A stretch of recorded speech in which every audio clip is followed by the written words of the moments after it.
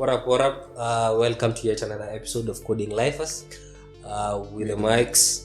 So, we discuss things to do with tech. As you all know, we discuss news, we discuss new technologies, and how they've impacted the lives of everyone in the world, in Kenya.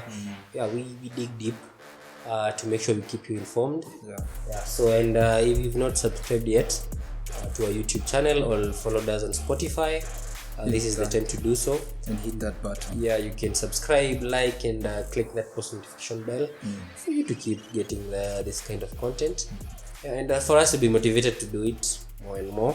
And also, So, and also we have our pages, the Instagram page, we have the Facebook page and the handles are Coding Lifers. So today we are going to discuss the transition from writing code to teaching it. teaching code. Yeah.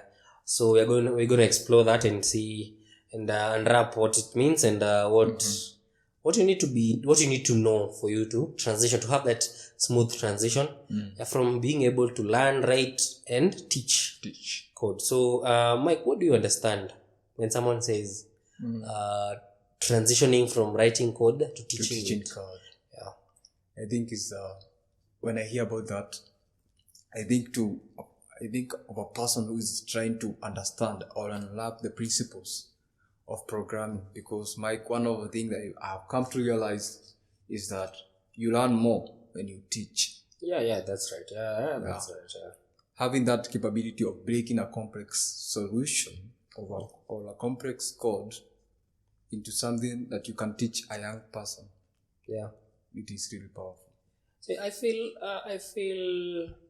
like for you to transition smoothly from writing code to teaching it, one, you have to be informed. You have to know. Whatever you are doing. You have to know something for you to teach it to someone else. Yeah. So you have to learn a lot. Day by Do your day. research. For you to be able to pass it down, because coding you have to pass it down. You have to pass it down from one generation to another. So when you learn and you're good at it, you have in return you have to pay back to the community by teaching others and also introducing others to it. And I feel there's a joy that, let me tell you. Tell me. As I was saying on the first episode of our podcast, where I was giving a story of myself and how I evolved and became an engineer, and the joy when I used to teach kids. Let me tell you, yes, at first it's challenging, especially when you're not that proficient in it. But let me tell you, there's joy to teaching people how to code, and it really. The more you do it, as you've said, it sticks in your mind, and there are fruits you enjoy from it. Because you teach young kids, they're able to learn, and it's so fulfilling when you see a young kid solving programming problems and building something that is nice.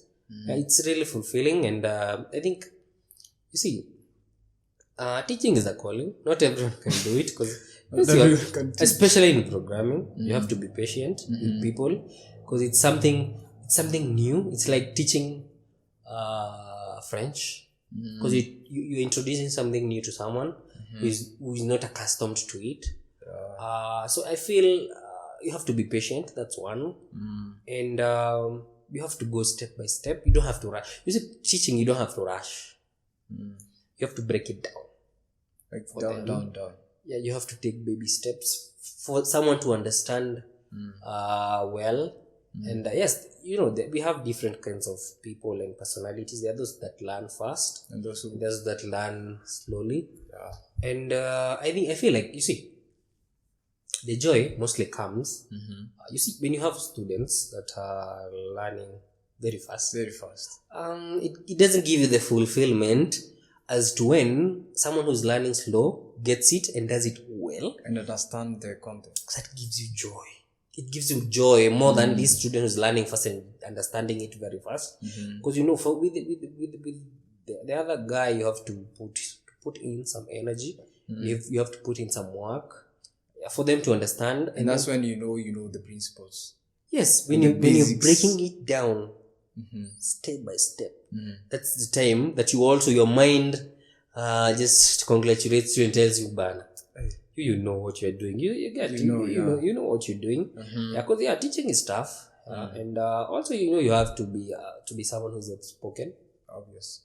Yeah, because you'll get a question if you're not outspoken, bana, who will you teach? Yeah, because you're trying to give your ideas. How will you do it? Yeah, how will you express it? It's like an expression. It's like you're trying to deliver a monologue. You get? So you see, there's I don't know. There's a saying that says a good monologue is the one that has been thought out and broken down slowly.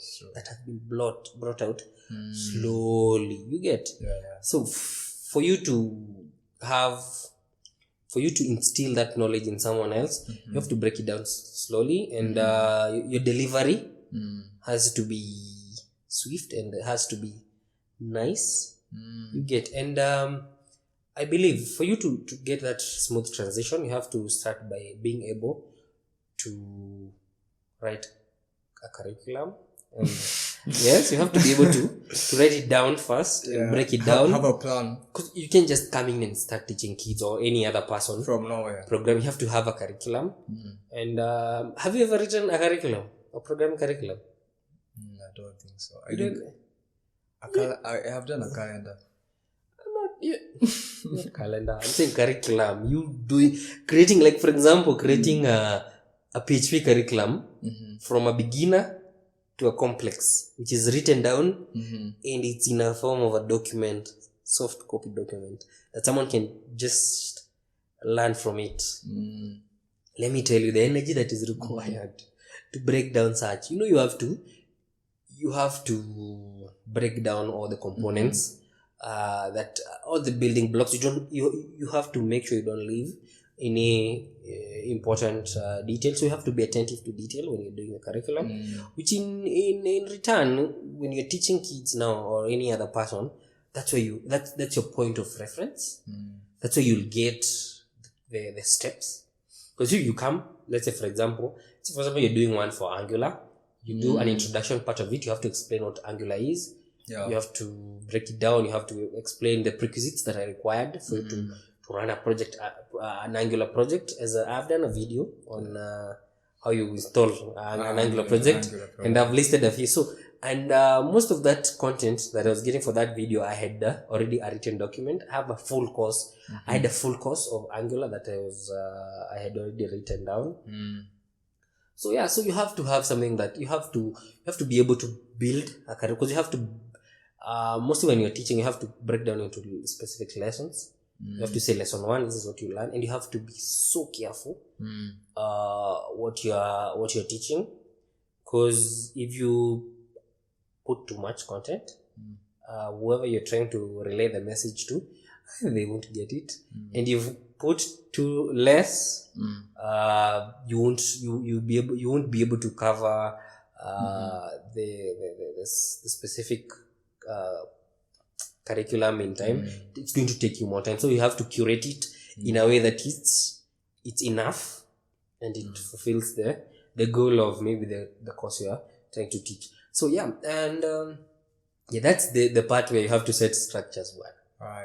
You yourself needs to have structure, because you can't teach people if you don't have structures to abide by. And I feel like if you're able to relay the message, you have a curriculum, you're able to bring out the message well. I feel like you'll experience the joy. As I've said, you seeing those people transition from maybe a normal person to an engineer now, which is very interesting. It's there's that joy that you've taught someone something, and they transition to a workplace, and you just see the growth. Nice. My one way you have touched that increased this teaching. And the transition of writing to teaching. Is physical teaching. That's one way.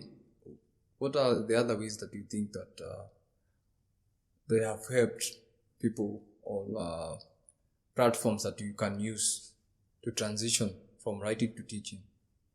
You know, one way I think that has stood for me is writing blogs or technical writing. You know, and people have been helping one another through Medium.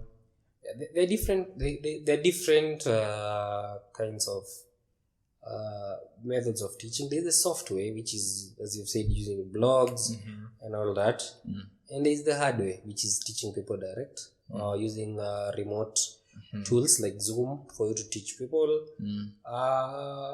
But for me, as much as you write blogs and people learn and they're good, they get something from it, I feel like you being able to teach people direct, and them seeing who really is teaching them, and them seeing how your life has been transformed by coding, it really plays a big role. Because you see, you give them something to look up to. Let's say, for example, you're teaching them, and maybe programming has changed your life. You have Akimoti there. Your life has changed. You're a smart guy. Just look at you and you see, you're going to be a role model to some extent to someone, which is good. Because you see, there's nothing that drives people like wanting to get something that you're seeing from something else. That really drives someone. Like me wanting to say something else, maybe me having a role model per se has really shaped my programming career. Yeah, so you having that human touch really builds these people and the kids. But also, I'm not trying to like refute that the other methods don't, of which they do, because that's where we get most of us, when you're searching for maybe information, that's where we get information and learn from them. Yeah, that's where we get most of the information. So there's joy, and you have also for that transition to happen, you have to work for it. It's not easy. Yeah, per se. You must hit the midnight oil. Yeah, because we usually say we have always said that programming is passion. So now you mixing programming and teaching, that has to be on another level. That is another passion from another level, because now you have whatever you've learned, you have to give it out, and you have to package it in a way that someone else will receive it. Yeah, so yeah. I think for me, one of the achievements that I could be asked is having to help someone do something. Yeah.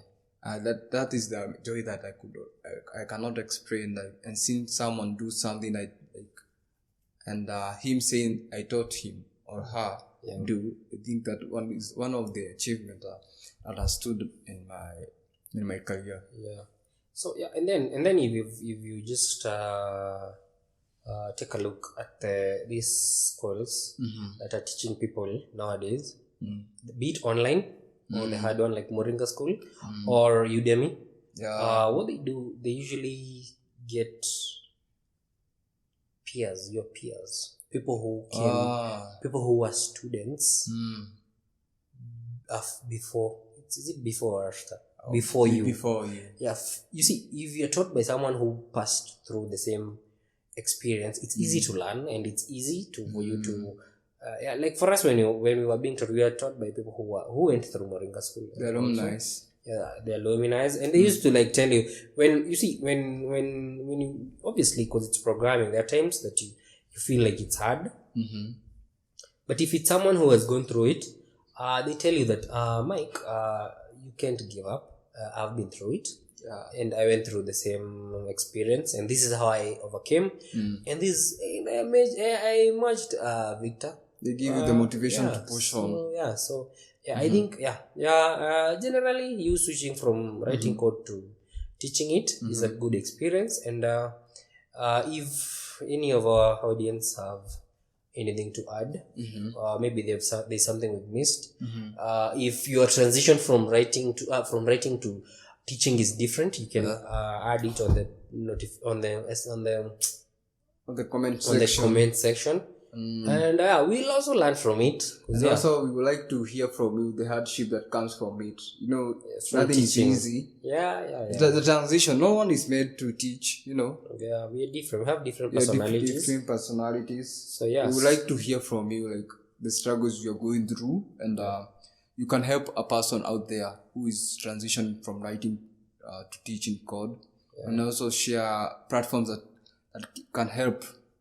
You can also share the platforms that can help our audience. Yeah. Also to learn. There's someone out there. There's someone out there. We always say if your message just affects one person positively, that's our joy, because that's why we are doing what we are doing. If you want us to keep pushing this message, then you can encourage us by subscribing to the channel, both Spotify and YouTube, and also following our socials at Coding Lifers, and sharing with friends, with your friends for this message to reach them wherever they are.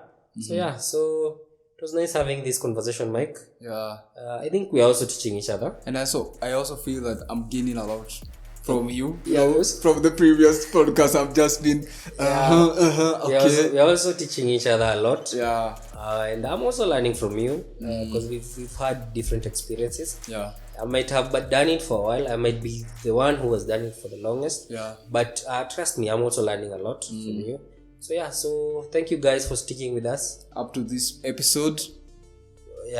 This is our 10th episode, which is interesting. And if you know how it at first it was a joke. Us starting out this podcast, it was just something that we didn't plan for it. We never planned for it. Guys. So us getting to podcast 8, 10, and you guys being there along the journey and supporting us is really a milestone, something to congratulate. And also congratulations on your end, because you're sticking with us. That's big. To this end, it's very nice. So see you on the next episode as we keep pushing. Yeah. Cheers.